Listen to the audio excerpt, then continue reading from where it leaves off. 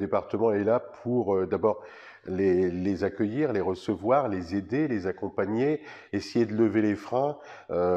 C'est des montants qui ne sont pas anecdotiques hein, pour le département, mais qui sont aussi très importants pour ces personnes qui sont sur une période qui est peut-être un peu compliquée, et nous sommes là pour pouvoir les aider à essayer de se reconstruire, à retrouver le chemin de l'emploi.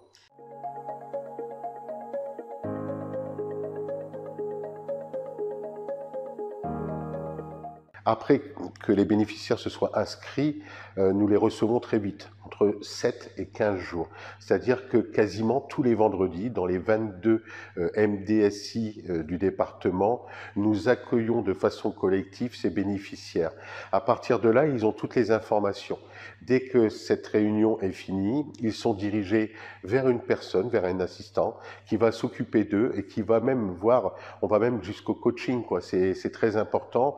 Et nous avons maintenant un lien, disons, un peu plus fort, et beaucoup plus fort même, avec les entreprises, de façon à pouvoir les insérer le plus rapidement possible dans le monde du travail. En fait, on essaye de lever un maximum de freins. Les freins sont généralement le problème de mobilité.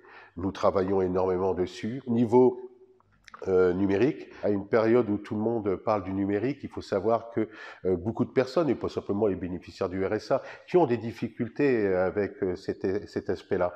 Donc nous avons des référents qui sont prévus pour ça, pour les accompagner. Au niveau des gardes d'enfants aussi, puisque sur Amiens, il y a beaucoup de crèches ou d'assistantes maternelles qui accueillent de façon solidaire les besoins de garde d'enfants. Et maintenant, on essaye de s'ouvrir au monde de la ruralité en essayant de conventionner soit avec des mini-crèches, soit avec des assistantes maternelles qui pourraient avoir des libertés par rapport à leur engagement.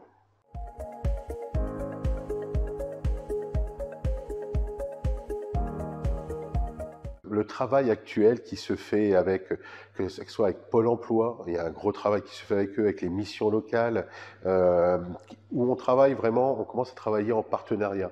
Avant, on était un peu chacun de notre côté, ça doublonnait, ça n'avançait pas. Là, il y a vraiment un travail qui se fait ensemble. Et d'ailleurs, sur toutes les semaines que l'on fait Réussir sans attendre, ou les forums, mais ça fonctionne hyper bien. Mais vraiment, il y a des retours à la formation, il y a des retours à l'emploi, et pas des emplois que CDD, hein, c'est beaucoup de CDI.